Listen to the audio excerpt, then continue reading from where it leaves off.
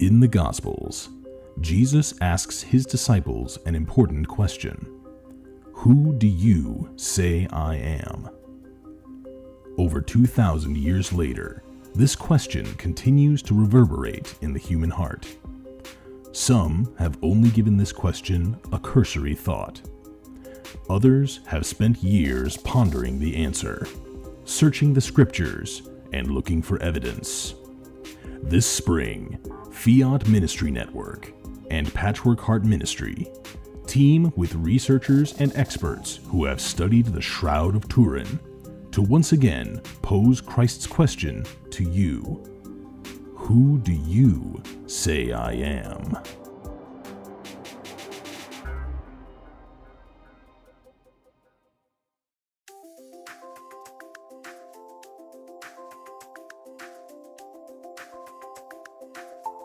Welcome to the Sowing Hope podcast.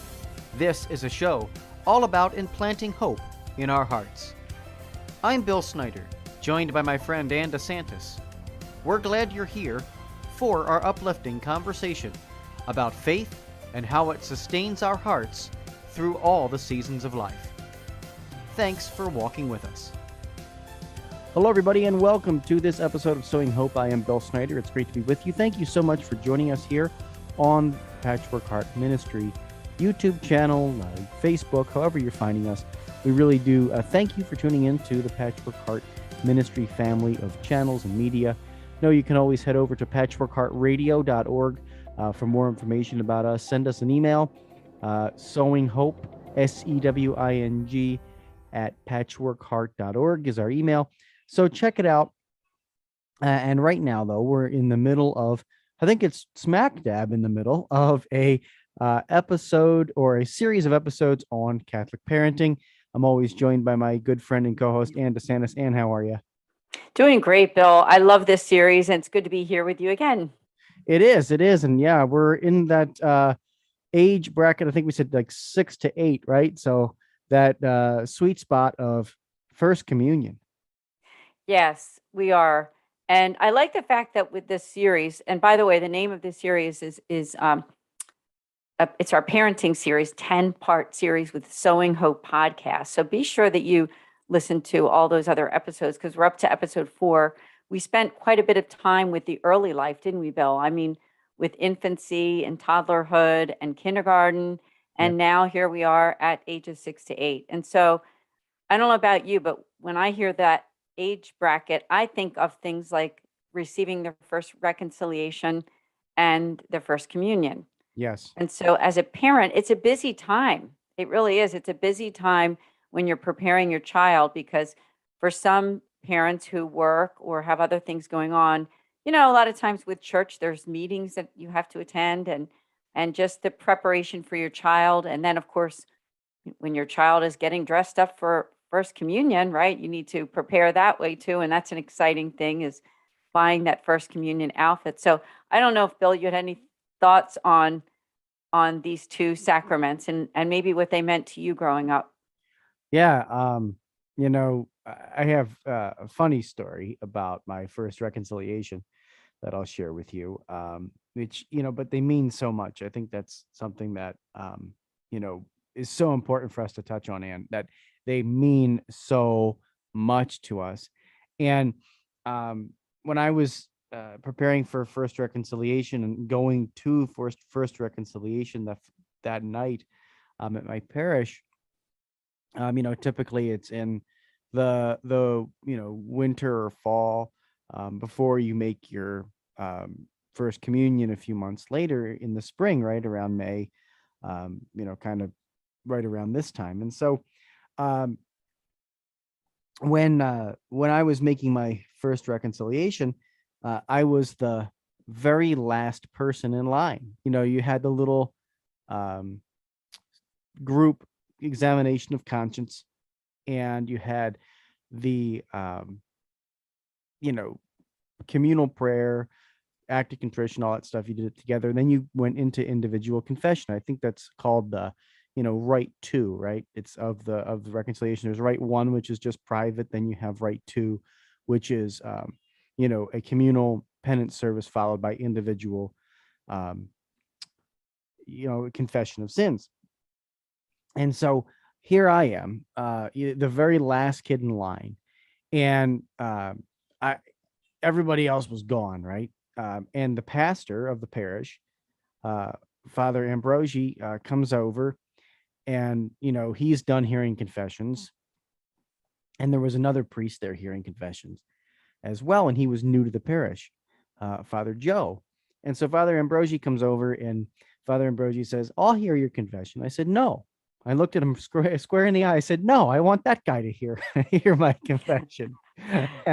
and he was like, he looked at me, and my mom and my dad were like, "What?" No, I want the new guy. I'm waiting for the new guy. And so Father Ambrosi left and waited for Father Joe. And so Father Joe came all the way down off the altar. This was at St. Pat's in Malvern. He comes all the way down off the altar, and he goes, "You're the last one." And I said, "Yes, I'm the last one." And he walked up with me. My parents are telling him how how I was waiting for him. But he was such a young, joyful priest at the time. He was right out of seminary, and all of that. He was a brand new baby priest and all those things. He had just been placed at our parish. And so, so I'll never forget that he laughed through my entire first confession, because he was chuckling that the pastor, the older priest, didn't hear the confession. I was waiting for him, so he was literally just laughing through my entire first confession, and there was so much joy, and I mean, I'll never forget it. Right, like to the point where I had run into him some years later. I was discerning priesthood and looking at stuff in the Philadelphia Archdiocese for that. And he and I were in the car alone. This was years later. I was a high schooler, and I said to him, "Father Joe, I just want to thank you." And he goes, "For what?" And I said, "My first confession was an amazing experience." And very quickly he said, "I can't remember that stuff." and I'm like, "Oh yeah, right." Like, he had heard thousands and thousands of confessions, right? But it was special to me, right? And so he was just like, "Oh wow, I'm so happy that was a good experience for you." And so understanding that the grace of the sacrament is awesome, that we can have joy in confessing our sins, and we can tell our sons or our daughters, if they're comfortable with the confessor, go with it. You don't have to go to some priest you don't want to go to. Go to the people you're comfortable with, and make it an occasion of joy, because it is one. That's right. I love that story.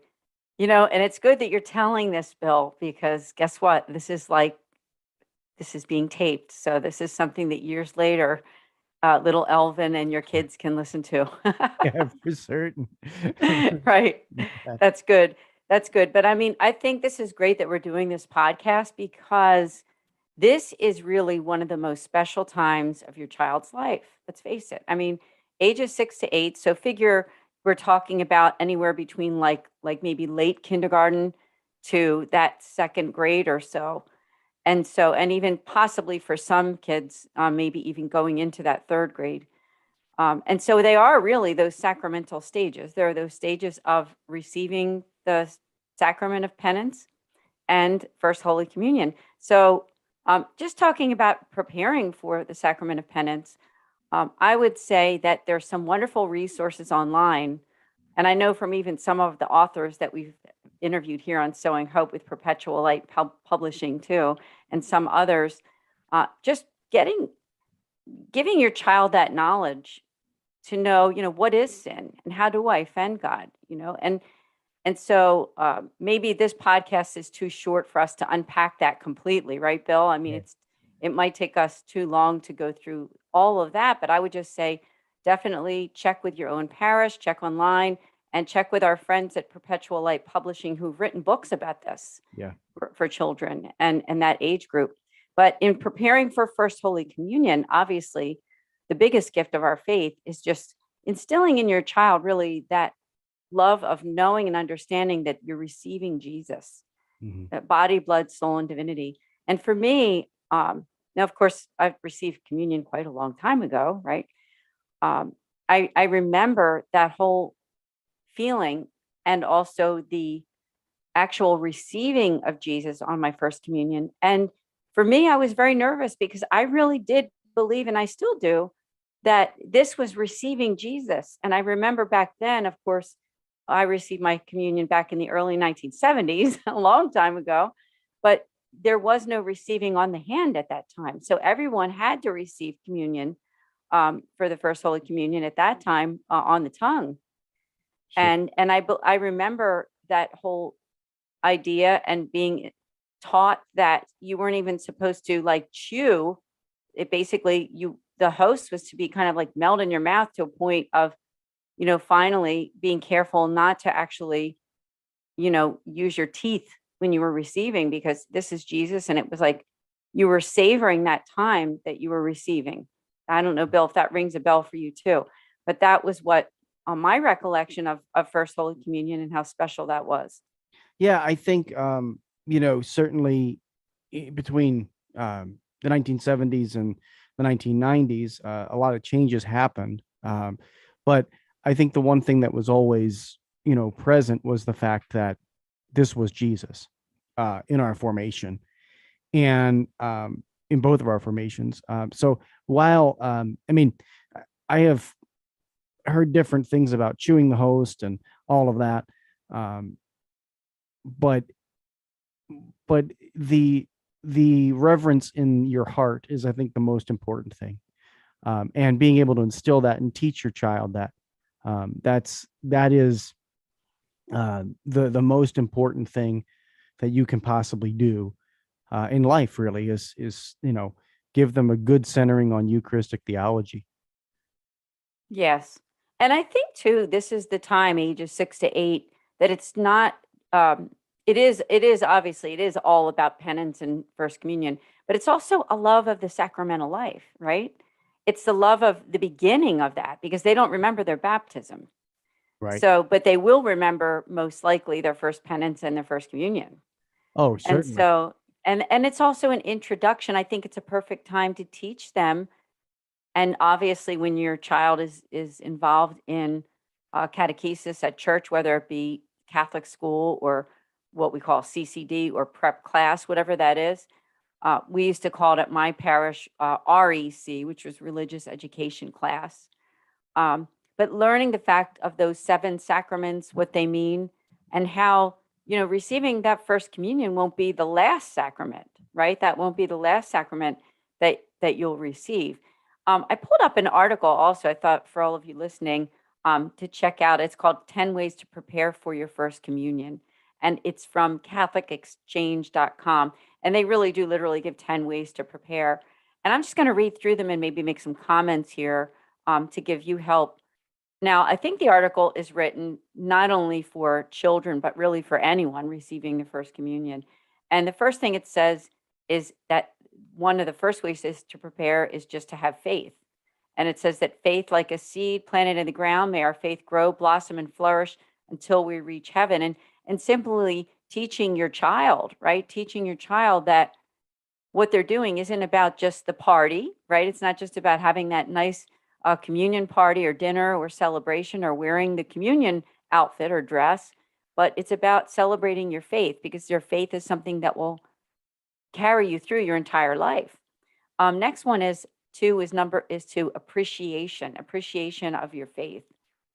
And it really is something to wonder and think about, and teach your children that having an appreciation for the Holy Eucharist, right? Because as some of us know who are listening to this podcast, is not all Catholics believe in the real presence. And so having that appreciation and teaching your child the appreciation. Number 3 on this list of ways to prepare for your first communion is to clean house. And namely, that means making a good sacramental confession. And it says that the saints in the church teach us that the cleaner and more pure the soul, the more abundant the graces in receiving Holy Communion. And it says if you like a dirty glass pane, it prevents the sun from entering the room fully. Likewise, a dirtied or sullied soul will block the full and powerful presence of the Eucharistic Lord in his entirety from inundating the soul. And you can teach kids that too. Kids can be taught that we all sin, right? No matter what age. And I remember years ago, someone had said to me, who happened to be a relative of mine, had said that they didn't think that kids at that age sinned. And I think that's really something for us to think about, because when we look at the 10 commandments, they might not be sinning in terms of certain ones that we see, like maybe the 6th or the 9th commandment, but they certainly sin in their lives. I think we all do, in terms of just the way we relate to other people, disobeying mom and dad. I mean, so there are sins that they can do even at that young age. And Bill, I'm just reading here, as we know, this list of 10 ways to prepare for your communion. Maybe I'll just go down the rest of the Yeah. list and we can talk about them. Is number 4, it says to come early. And I think what it's referring to in this article, meaning that when you go to Mass, after you receive that first communion, go to Mass early, get there early, and prepare yourself, right? It's sometimes when you walk into church and you got there just in the nick of time, you don't have too much time to think about the fact that you're going to be receiving the Eucharist. Mm. Number 5 on this list is reverence. And these are things we can teach our kids, right? To Oh, have that reverence in front of the Blessed Sacrament, teaching them also about maybe perpetual adoration and how they can visit an adoration chapel, and that's Jesus in the real presence as well. Number 6 is intentions. And that would be that to teach your kids that the parish priest usually has specific intentions in every Mass. And so that you can offer Mass for the person that the Mass is being said, but also in your own heart, right? You can offer that Mass when you're there for people that you know, and for the receiving of your communion when you receive it, for the conversion of sinners, for personal conversion. So these are all things that we can continue to teach our families and young children too. And then participate, right? We're teaching our kids that when they go to Mass, that they are a part of that Mass. They are participating. They're what we call assisting, right? Assisting at Mass. And so we're not called, it says in the article, to be passive observers as if it were a play, a show, or an opera. I know one priest at Mass one time said that it's not a show. And I do believe and totally agree with that statement. Just a few more here on the list here of ways to prepare. It says having a Marian heart is that you're inviting the Blessed Mother too, right? Blessed Mother is the mother of the Lord and our mother. And when we receive him, we can also pray to her too. We use that prayer of the rosary and our Hail Mary in order to get closer. And our yes and our amen is also an imitation of Mary, isn't it? When we say amen, we're imitating her too. The 9th on this list is Thanksgiving, teaching our kids that communion is a Thanksgiving. I mean, that word itself, right? The Eucharist is a Thanksgiving. It's a meal we're receiving, his body, blood, soul, and divinity, and that there's no greater gift that we can receive. And the last one on this list, I'm almost done here, number 10, ways to prepare for communion, is be a Eucharistic apostle. So once we receive the Eucharist, right, we're a disciple, we're an apostle with Christ, to telling others about what we've received, right? We become what we receive, aren't we? Mm-hmm. And so I think these are great points. If anyone wants to go to this article, again, 10 ways to prepare for your communion at catholicexchange.com. Bill, I didn't know if any of those spoke to you, any of those points. Oh, absolutely. I think that, first of all, that's a great list. And, we'll try and stick that down in the show notes for you folks, so you can click on that and, use it as a reference guide for you. I mean, there's so many great pointers all throughout that list. For me, I think there's something you kind of mentioned in the last one, that we're supposed to go. I was teaching confirmation class a couple weekends ago at my parish, and we made a point of telling the candidates that it's all about leaving. Mass is all about leaving. The word mass is, comes from the phrase in the liturgy, et a missa est, which means it is ended, time to go now. You're sent out, you're sent forth to go out and do more, for the Lord. It's this coming together. It's this gathering, receiving the Lord in community, and then going out to the people to the world to change it. And so I think that is why the Mass is so important for young people, is that it's a moment of gathering for children to realize and to know this is a moment of gathering. And then I am called to go out and live this every day. And I think that speaks back to the sacrament of reconciliation too. When you're talking with students or your children about this, right?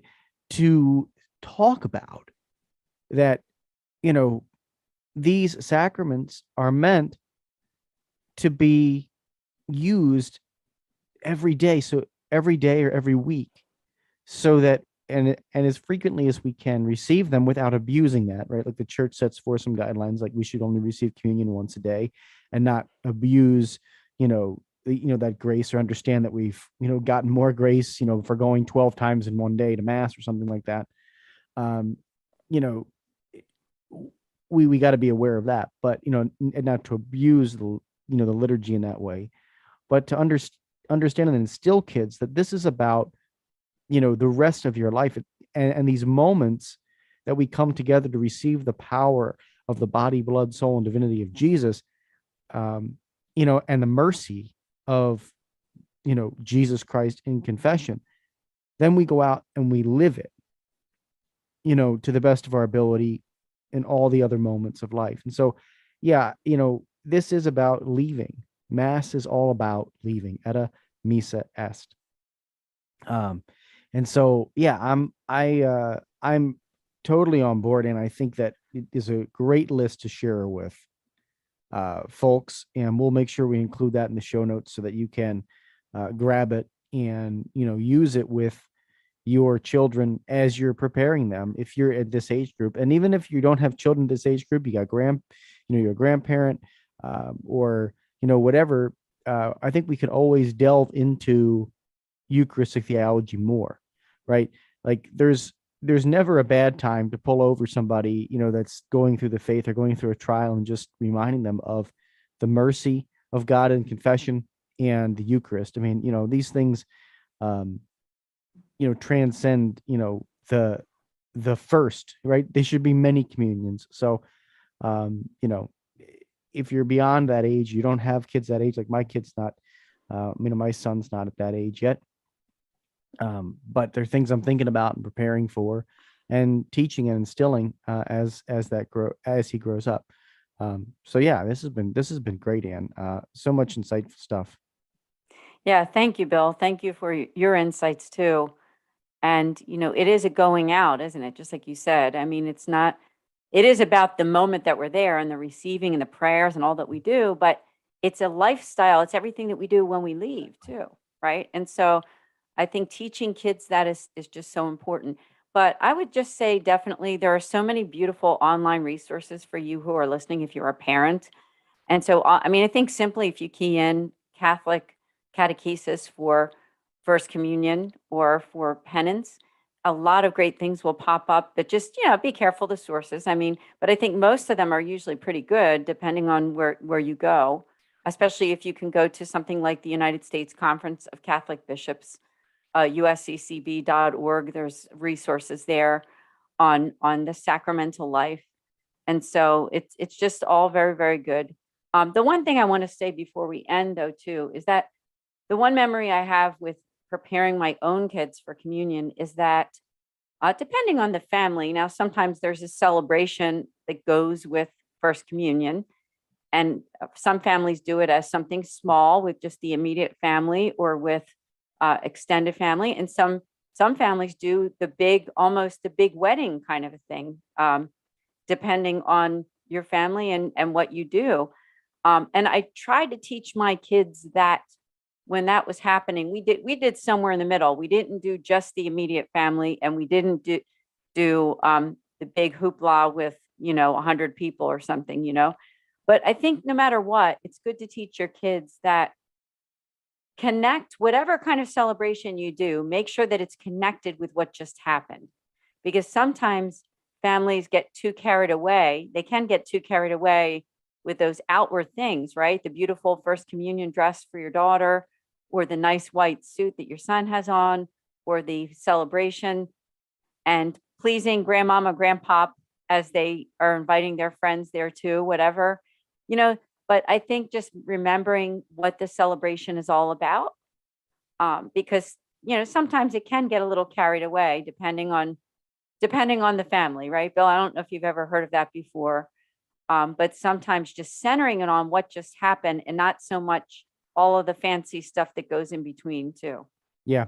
Oh, If that absolutely, makes man. sense. Yes. 100%. And I think one of the things that I mean, you also have two beautiful girls, and so of course, the dresses and all that stuff. I mean, I think you can probably speak to that, and you did a great job doing that. But Thank you. understanding that this party, if you're going to have a party afterward, probably doesn't need to include a bouncy house or a bunch of like it's not a birthday party. You know what I mean? And so at least in my opinion, as you said, kind of keep it in conformity with what what we just celebrated, right? And it should be a beautiful, uplifting moment for your child. I remember at the party that I had for my first communion, I still have the ring my dad gave me. He gave me a gold ring with an S embroidered on it, right? And it obviously doesn't fit me anymore. My hands have grown much bigger than when I was 7, but I look at it and I'm able to give that to my son, now, and be able to pass that on to my son. So there's those moments of and it's blessed by the priest and all those things. So you're able to just kind of pass these things and traditions on. It's a good opportunity to buy your child first communion rosary, or it's a good opportunity to get them one of my friends has a real passion for getting the Roman Missal, right? Like they sell the Roman Missal that has all the readings of the day for each mass in it.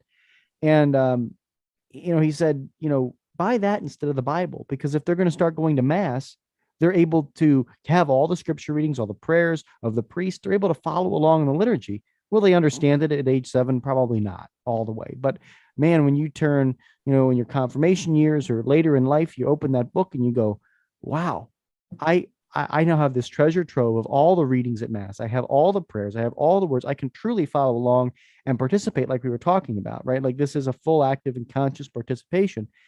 And so, they're going to remember that day. They're going to remember what you pass on to them that day. And so, save the bouncy house for their next birthday. Yeah, good point. I just had to say that because I do remember that was sort of a thing, right? It was a thing that when I was preparing my kids, that was like, we didn't want it to become a secular celebration. We wanted to make sure that it was stayed of what it was, the celebration of the Holy Eucharist, and not, as you said, not a birthday party. Right. Absolutely. And so, right now, no, thank you, Bill. Thank you. This has been great. Yeah. Now, I want to say next podcast, we'll be doing ages 9 to 12. And of course, that will include preparing for and the sacrament of confirmation. And then we'll have a whole podcast on teenage years. So we got more to come, more great stuff. Yeah, absolutely. And actually, I think we'll probably cover confirmation twice, because it's incredible. In the Archdiocese of Philadelphia is one of the only dioceses that still does it at that age. And out here in Milwaukee, we're not allowed to confirm. Our bishop won't confirm anybody before the age of 16. So, okay. We'll do it in both then. So we'll do it in both. Preparation and also receiving. Yeah, absolutely. Because I think, there's some beauty in it. I received I received my confirmation when I was in 6th grade, much like, I was 11, 12, whatever. And then the kids I prepare for confirmation are 16. So it's a vastly different experience than what I grew up with. So it's certainly something that we'll cover in a couple different episodes. But folks, we really thank you for tuning in. As always, like, friend, follow us on social media, Sowing Hope or Hope Sowing on Instagram and Twitter. But we thank you. Thank you, Ann. It's always awesome to share the airwaves with you. You too, Bill. Looking forward to next time.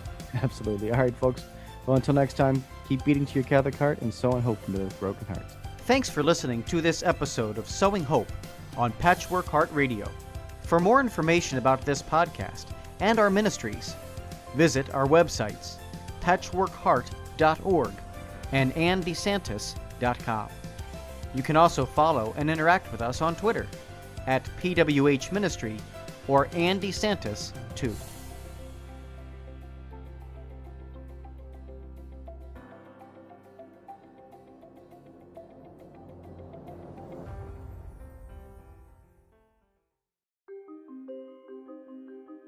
In the Gospels, Jesus asks his disciples an important question. Who do you say I am? Over 2,000 years later, this question continues to reverberate in the human heart. Some have only given this question a cursory thought. Others have spent years pondering the answer, searching the scriptures, and looking for evidence. This spring, Fiat Ministry Network and Patchwork Heart Ministry team with researchers and experts who have studied the Shroud of Turin to once again pose Christ's question to you. Who do you say I am?